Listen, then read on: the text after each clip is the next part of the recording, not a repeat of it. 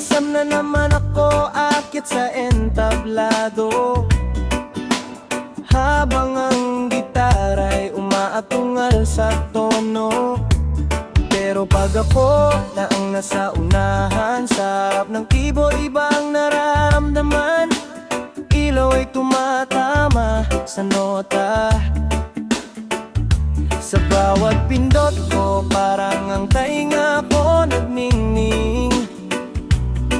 Mga daliri ko'y biglang nanginginig, parang may kabana di maipaliwanag ng tinig.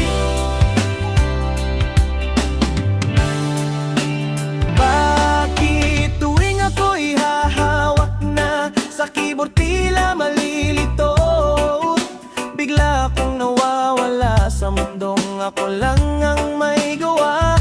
Pag nasa harap na ako ng keyboard ko, parang ako'y lumilipad, di alam kung saan patungo. Nanginginig man ang dalawa kong kamay, kapag tumugtog na puso ko'y sabay. Sa bawat nota na aing tinatamaan, takot at kabay na papalitan. Ang himig na galing sa kaibuturan, ako'y nawawala pero musika ang dahilan. Sa ensayo'y kampante, kayang-kaya ko, pero sa entablado'y parang nag-iiba ito.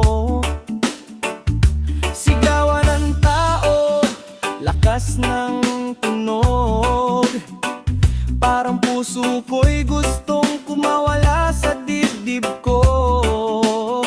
Pero sa bawat chord na mabuo, unti-unting nawawala ang gulo, hanggang sa maramdaman ko muli ang tunay kong galing ay nasa himig ko lagi. Hayaan mong manginig ang kamay, basta't puso'y di susuko kailanman. Dahil sa bawat pagpindot ng key, may pangarap na gustong magwagi.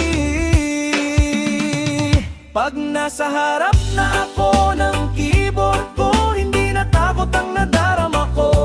Nanginginig man ang dalawa kong kamay, musika pa rin ang aking gabay.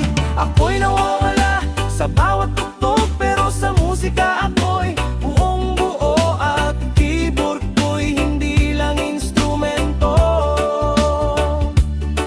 kundi puso kong nagsasalita ng totoo.